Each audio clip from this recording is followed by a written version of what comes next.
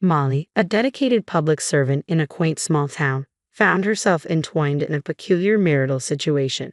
8 years ago, she tied the knot with Michael, her fellow public servant. However, their careers demanded constant relocation, forcing them to lead separate lives despite being husband and wife. The absence of children only accentuated their solitary existence. Night after night, at 9 p.m. sharp, Molly would receive a familiar message on WhatsApp from her husband. "Damn, I have a meeting tonight as well," it would read, followed by a brief exchange about their uncertain reunion.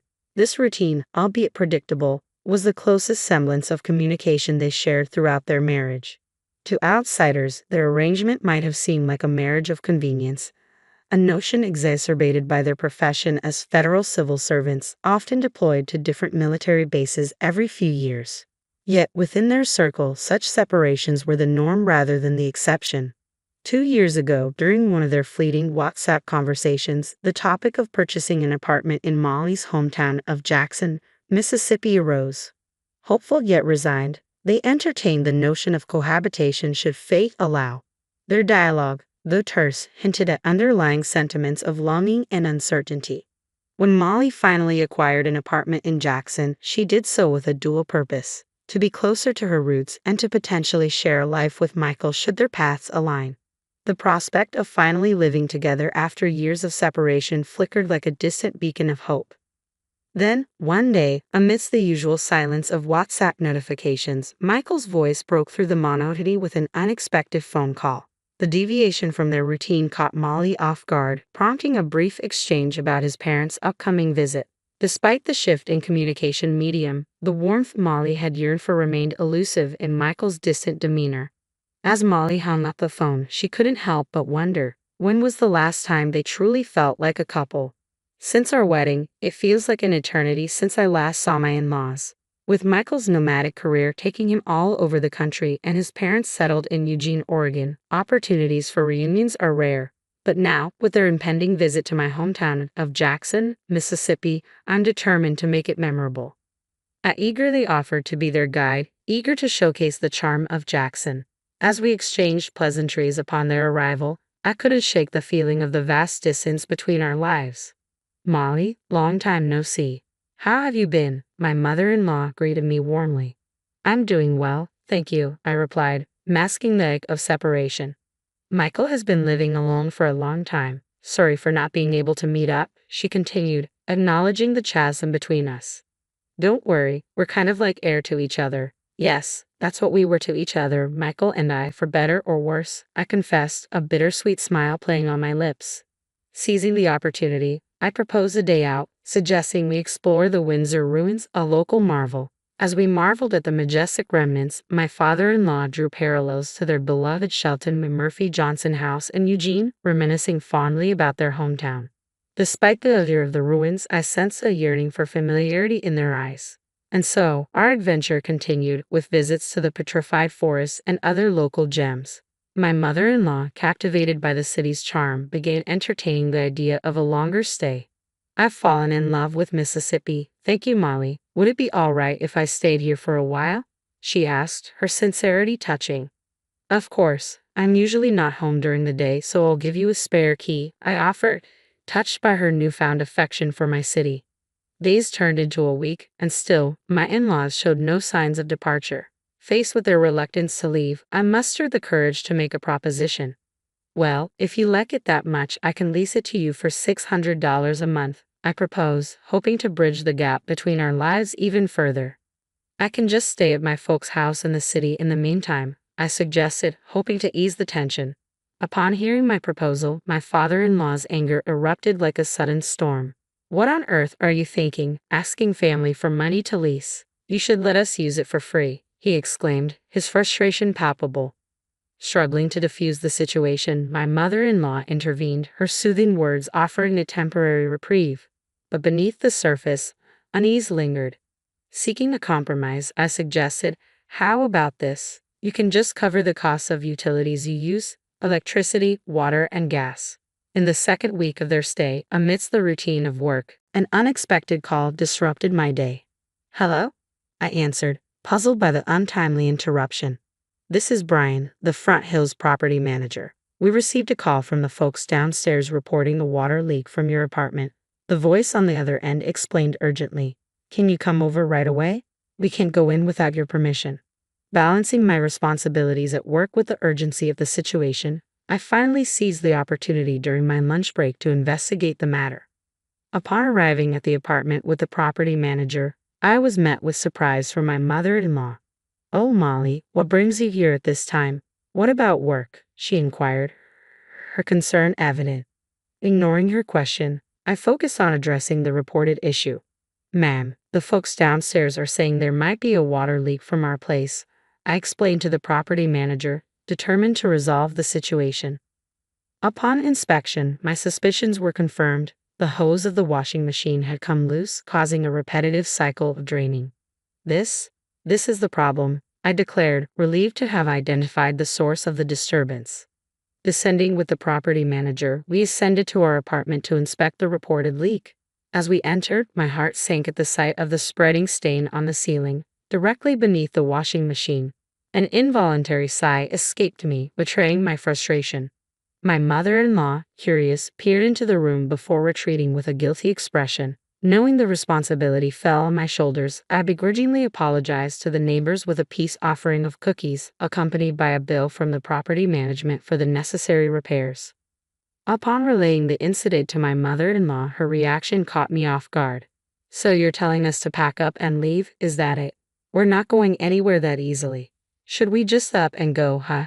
She retorted, her tone sharp with indignation. The complaints continued unabated. Another call from the property manager revealed a new issue. My father-in-law's nightly balcony serenades were causing a disturbance. Suppressing a groan, I resolved to address the matter head-on. Returning to the apartment, I was met with an empty space. A note on the table announced their departure back to Seattle, leaving behind unpaid utilities and a heap of garbage. Frustration boiled within me. Their departure was abrupt, leaving behind a mess and unpaid bills. With my in-laws gone, I reclaimed the apartment from my parents' house, but just as I settled back into my routine, an unexpected call from my husband rattled me to the core. My dad and mom love your apartment, so I'm giving it to them as a gift, he declared, his tone final. Understand, or we're getting a divorce. Stunned by his ultimatum, I could only grasp the weight of his words as he hung up, leaving me to contemplate the repercussions of his decision. As I left my apartment, the echo of my mother-in-law's laughter lingered in the air. Unbeknownst to me, my in-laws had relocated to my husband's government quarters, initiating a subtle yet coercive tactic. Instead of addressing me directly, they manipulated my husband into pressuring me to relinquish the apartment. How had it come to this? Now, I found myself at a crossroads. Surrender the apartment I had fought so hard for, or face the prospect of divorce. It was a binary choice, one that weighed heavily on my mind as I deliberated the options. Burning with the weight of my decision, I finally reached a resolution. 2 days later, instead of the usual WhatsApp message, my husband's call brought an ominous tone. You'll pay for this, he threatened, incensed by my decision to send divorce papers via express mail. His anger caught me off guard, but I stood firm in my resolve. Yet the repercussions of my actions unfolded swiftly. Summoned by my boss, I received a transfer order to Dallas, orchestrated by my ex-husband who managed personnel.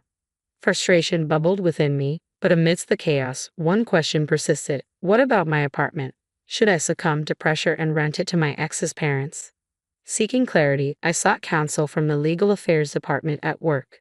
Their verdict was clear. With no ties to my ex-husband, I had no obligation to accommodate his parents either. The solution was simple: rent out the apartment as a landlord. Empowered by this revelation, I contacted my in-laws who had returned to Portland and proposed renting out the apartment upon my transfer. To my surprise, they readily agreed, their interest in the apartment outweighing any notion of harassment. In this unexpected turn of events, I found solace in reclaiming control over my life and property. I proposed a monthly rent of $700, inclusive of utility bills and repair costs from their last stay. Surprisingly, my in-laws accepted the condition without complaint. As I juggled my duties in Dallas, I also dedicated myself to studying for the internal selection examination, a pivotal step towards advancing to the highest echelons among senior military officers. The ultimate goal was to qualify for the Command Staff Course, a rigorous training program for unit commanders. My desire to surpass my ex-husband in rank and position fueled my determination. Against all odds, I triumphed over this formidable obstacle, securing admission to the command staff course in one attempt. With a triumphant spirit, I declared to myself, "Watch this, Michael. The real revenge starts now." As I embarked on my journey, I purposely refrained from contacting my ex-husband, relishing in the anticipation of his reaction. 16 months later, I ascended to the position of unit commander in Nebraska, overseeing soldier education and training. Concurrently, fate saw fit to bring my ex-husband to the same state, albeit in a different capacity, assigned to the Regional Cooperation Headquarters, acting as a liaison between the military and local communities. Thanks to my success in the internal selection exam, my rank now surpassed that of my ex-husband's. The revelation of my elevated status caught him off guard during a training session for senior officers. "Why are you wearing a higher rank insignia than mine?" he demanded, his voice betraying a mix of surprise and indignation. His outburst drew the attention of those around us, leaving them puzzled by the sudden tension between us. As I observed my ex-husband's arrival, a wave of emotions surged within me, but I chose to maintain a composed exterior. Deep down, I harbored a sense of relief, realizing that I was no longer entangled with someone of such low character. It was a splendid Sunday, bathed in sunshine, marking the annual Base Open Day.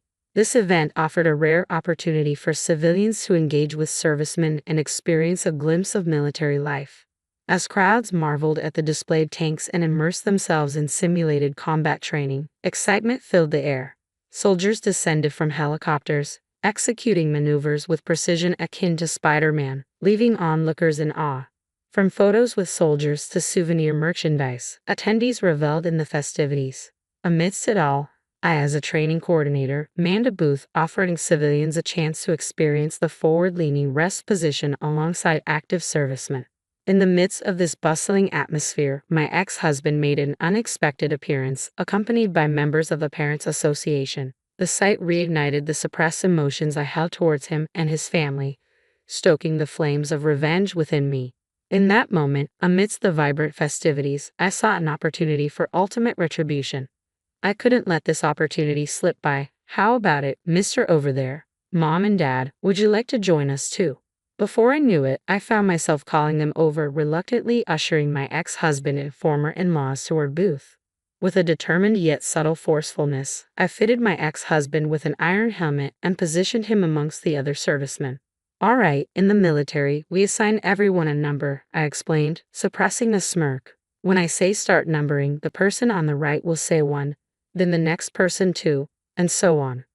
I orchestrated the lineup, strategically placing my ex-husband at the far right in the coveted number 1 position, surrounded by a mix of servicemen and civilians. "Numbering start," I commanded, relishing the control.